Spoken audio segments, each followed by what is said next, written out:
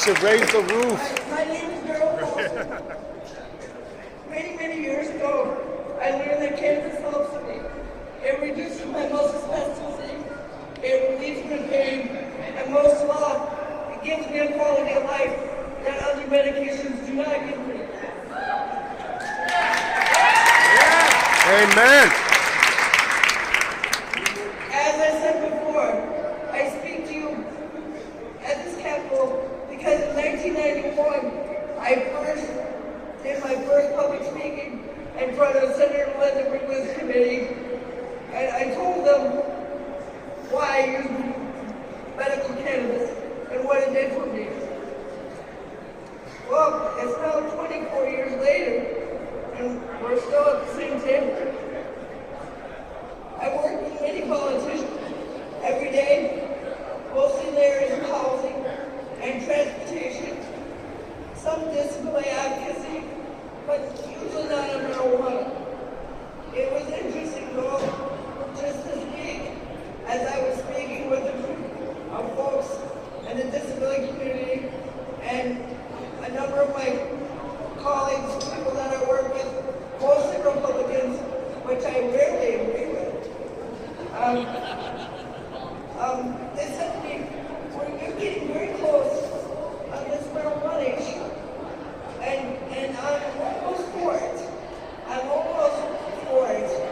But these are the things I want you to change. And I said, okay, let's talk about it. I really wanted to smoke a joint with him, but I knew he wasn't going to do that. Amen, bro. I spoke to him a little bit, and as I spoke to him, I said, what are the issues? He said, well, I want you to change the word medical marijuana to medical cannabis. And I said, well, that's safe enough. And so there are some amendments pending in the legislature that will be attached to the medical marijuana bill very soon. I spoke to many other folks like Senator Bergman, and I spoke to other political officials and people in the Clinton administration. That's the administration prior to the Dayton administration, who said there's nothing you're going to do to change my mind about this medical cannabis. So those minds are closed. We're never going to change people like that, and we're just going to have to accept it. Okay, so let's fast forward a little bit to Governor Dayton. He's been an interesting character many times. Boo! I've talked to Governor Dayton on a lot of different issues. Most recently, he signed the Safe and Supported Schools Act, which ends anti-bullying in schools. Most people with disabilities get bullied 2 to 3 times more than the average student. He signed that bill last week. I'm very proud of him for that. On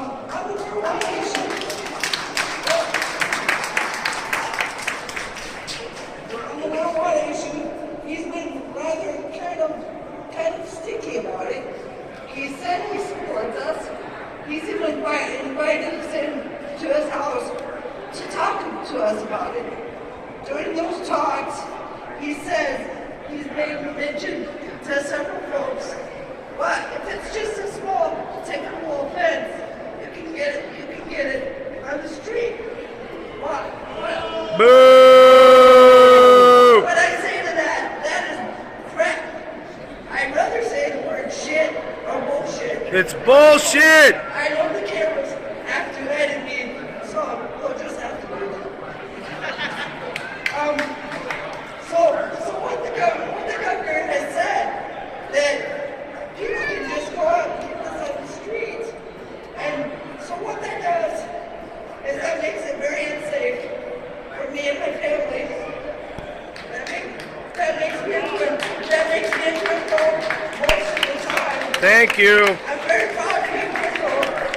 I've been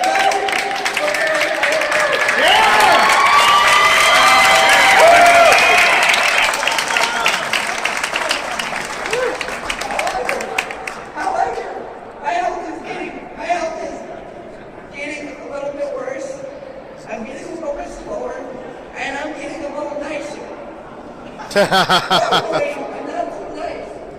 So I asked him, why do you really want to turn me into a criminal? Or why should I stay a criminal? He says, well, it's worked for you this long, so it's okay. Well, I say, Tim, it's not okay. And as we go on, we talk about some other things, like the legislature.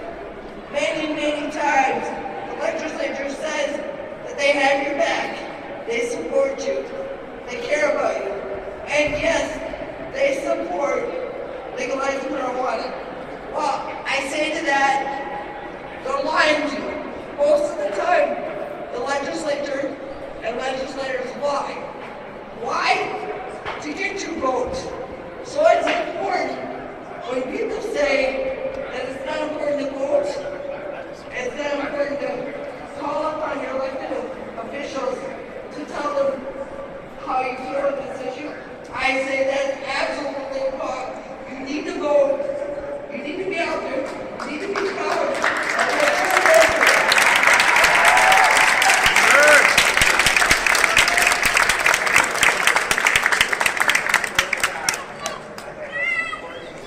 If I can do this, and I do this for a living, so most of you guys can do it, maybe 1 hour a week, maybe 2 hours a month. But if I do this for a living on a daily basis, and I'm in a wheelchair, I have a beautiful 2-year-old daughter, and a wife who's also in a wheelchair, you guys have no excuse but to be up here every week, every month, every year.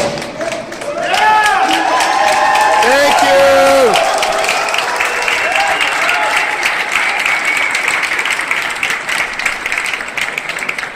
I don't want to see you on a day like today where it's lobby day and everybody is excited, everybody's happy. I guess what? I want to see you tomorrow. Tomorrow is here. And maybe Friday is here.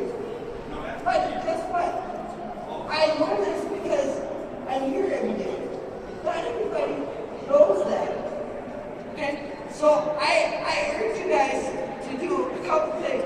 When you guys go out and support organizations like Minnesota NORML, and you're not a registered voter, tell them you want to register to vote. Tell them you want to register the way you smoke. Okay? And when you do that, organizations like Minnesota NORML will have a voice. They'll have a voice that's powerful. They'll have a voice that the legislature will listen to. And also, the media will get the correct message that you guys are a very powerful group. You guys like this stuff.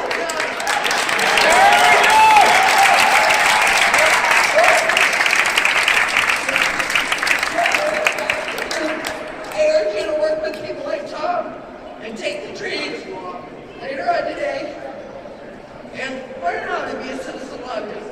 Because I didn't have the tools 23 years ago that they're going to teach you. I had to learn how to do it on my own. I had to learn that I couldn't walk around wearing my marijuana shirt and my marijuana vest because I wasn't invited. Sorry, I've got small and large. And in the bank doors where most of the action happens.